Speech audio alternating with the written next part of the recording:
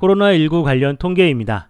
오늘은 언론이 언급하지 않는 코로나19 위험 국가들에 대해서 살펴보도록 하겠습니다. 누적 확진자 수는 언론에 자주 등장하기 때문에 여러분들도 잘 알고 있을 거라고 생각이 됩니다. 이거를 100만 명당 확진자 수로 바꾸면 어떻게 될까요? 이렇게 되는데요. 이들 중에는 언론에서 거의 들어본 적이 없는 국가들이 많을 겁니다. 예를 들어서 산마리노, 리히텐슈타인, 안도라, 룩셈부르크, 노르웨이, 에스토니아, 덴마크, 오스트리아, 모나코, 이런 국가들은 언론에 거의 등장하지 않는 국가인데요. 그럼에도 불구하고 우리나라보다 100만 명당 누적 확진자 수가 더 많은 국가들입니다. 결코 가볍게 볼 수가 없죠. 특히 이 산마리노라는 국가는 매우 심각해 보이는데요. 이게 어디에 있는 국가냐 하면은 이탈리아 내부에 있는 작은 도시 국가예요. 이탈리아 내부에 있다 보니까 매우 심각한 걸로 보여지고요. 인구수도 보면은 대략 4만 명도 안 되는 그런 국가입니다. 이렇게 국가 규모가 작다 보니까 전 세계적인 팬데믹 이런 상황에서 크게 무너지는 것 같습니다.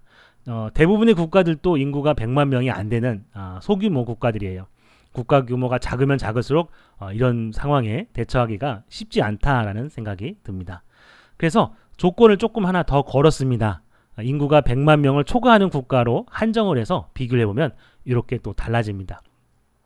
우리나라하고 비슷한 카타르라든지 바레인 이런 국가들도 보이고요. 또 슬로베니아라든지 벨기에 이런 국가들도 심상치 않다라는 사실을 알 수 있습니다. 100만 명을 기준으로 하지 않고 1000만 명 기준으로 또 할 수도 있겠죠. 그러면 제가 만든 스크립트 깃허브에 올려져 있으니까 그걸 다운받아서 분석하면 여러분들이 원하는 기준을 넣어서 국가별로 서로 비교해 볼 수도 있습니다. 1000만 명이 초과되니까 중국도 보이는데 아직 미국은 보이지 않네요.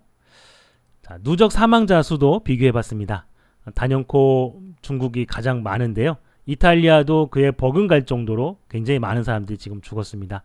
매우 안타까운 상황이고요. 이란이나 스페인도 매우 많이 사망을 한 상황입니다.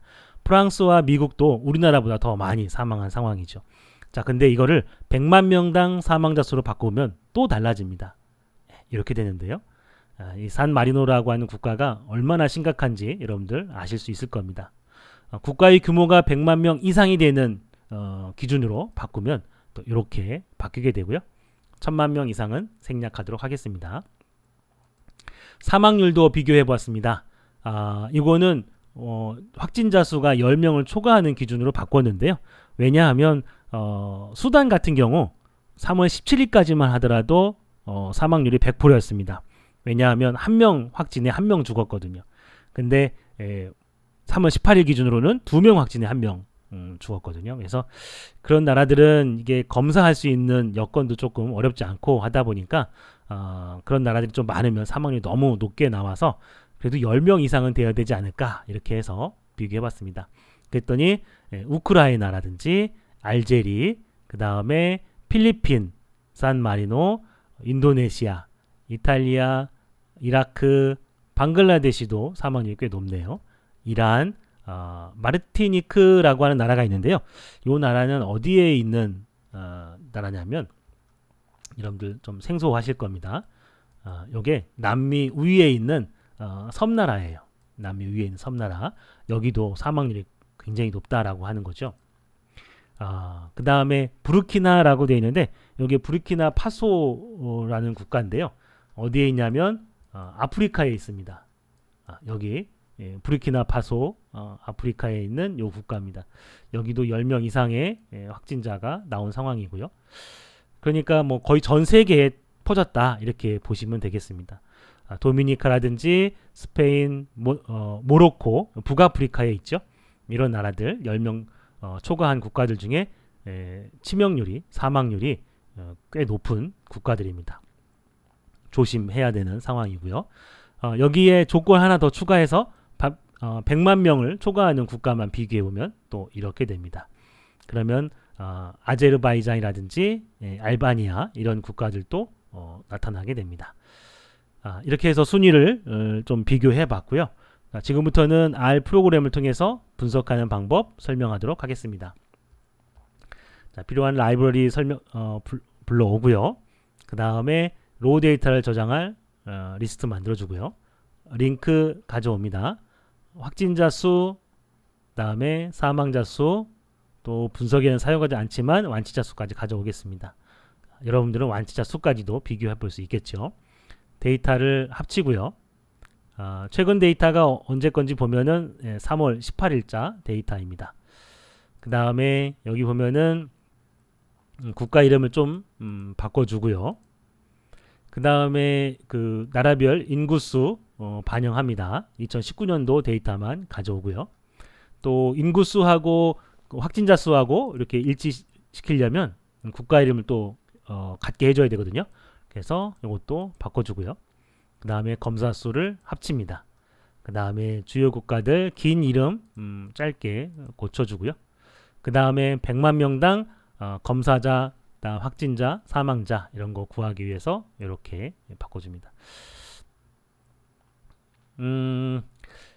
미국의 데이터가 문제인데요.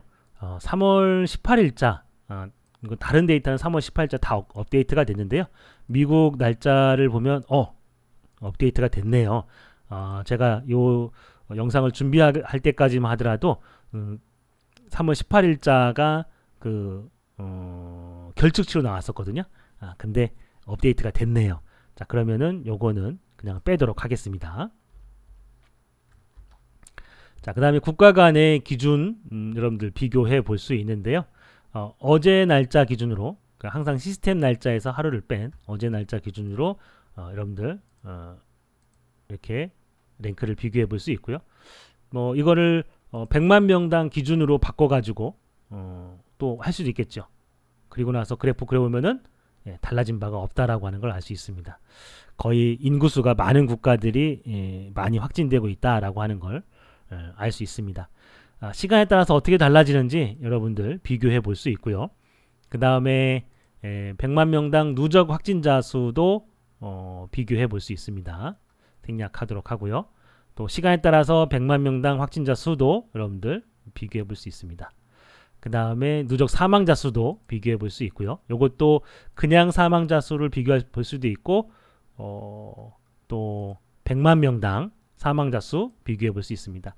여기다가 조건을 100만 명당 사망자 수 맞고요. 그리고 또 인구수가 100만 명을 초과하는 경우에 대해서만 또 비교해 볼 수도 있습니다. 여러분들이 이걸 카피해서 붙여 놓으면 뭐 1000만 명 기준으로도 비교해 볼 수가 있겠죠. 시간에 따른 100만 명당 사망자 수도 여러분들이 비교해 볼 수 있습니다. 사망률의 비교도 할 수 있고요. 이하 생략하도록 하겠습니다. 이상 100만 명당 확진자 수, 사망자 수 이런 것들을 비교해 보면은 우리가 기존에 언론에서 듣고 있는 그냥 일반적인 사망자 수하고 조금 달리 언론에서 언급되지 않는 위험한 국가들까지도 알 수 있다라고 하는 것 말씀드렸습니다.